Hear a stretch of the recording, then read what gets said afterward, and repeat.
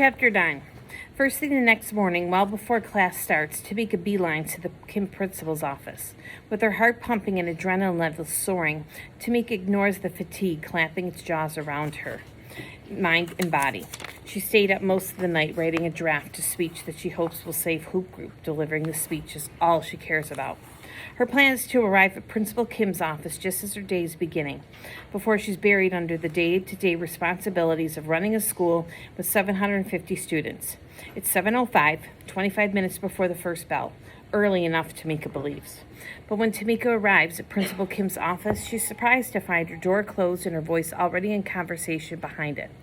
Tamika sighs and takes a seat in the waiting area outside the principal's office as she completes one last mental run-through of her argument.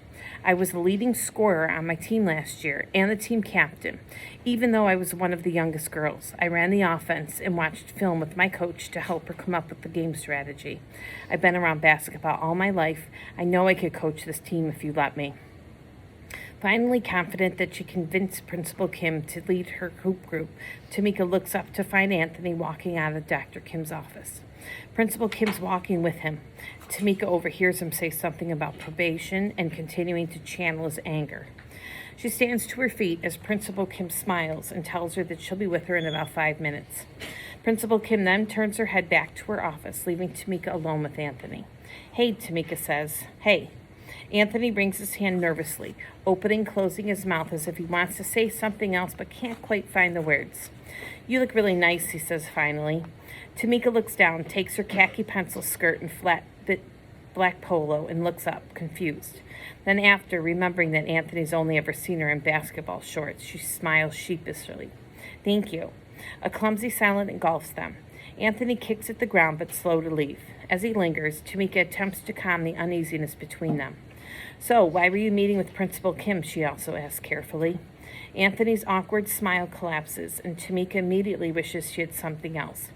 Maybe she had mentioned Hoop Group or even asked about the football game that was on TV the night before. He probably likes football, right? "It's a long story," Anthony says finally. "Oh, yeah, right," Tamika says, waving a hand as if she can physically dismiss her question. "You don't have to tell me if you don't want to." "No, it's not that I don't want to tell you," Anthony takes a deep breath. "It's just that I need to go talk to my science teacher before class starts." Tamika watches closely as Anthony grows shifty, suddenly unwilling to look in her eyes. She smiles and says, "Okay," and she watches Anthony walk away. She hopes that they really will have the chance to talk again. A few minutes later, Tamika is seated across from Principal Kim, surrounded by pictures of the principal smiling with her husband and 3 kids. In one, they're skiing in Aspen. In another, they're snorkeling off the coast of Hawaii.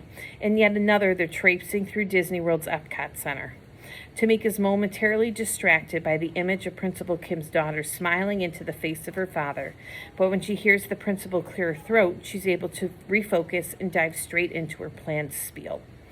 Tamika tells Principal Kim that she grew up around basketball, that she's easily one of the most talented kids in her entire group at Hoop Group program. She also shares her achievement from Astonburg and explains that she dreams of following in the footsteps of Carolyn Peck, Dawn Staley, and Adita Barnes. The leading Hoop Group feels because of the good of Hoop Group. Tamika's willing to keep the heartbreak to herself. In fact, for the good of Hoop Group, she's willing to leave even further. If I can show my dad how much he meant to me, to this school, to this community, by carrying on the Hoop Group legacy, I think it'll really help him stay motivated, to stay healthy, to beat his Parkinson's.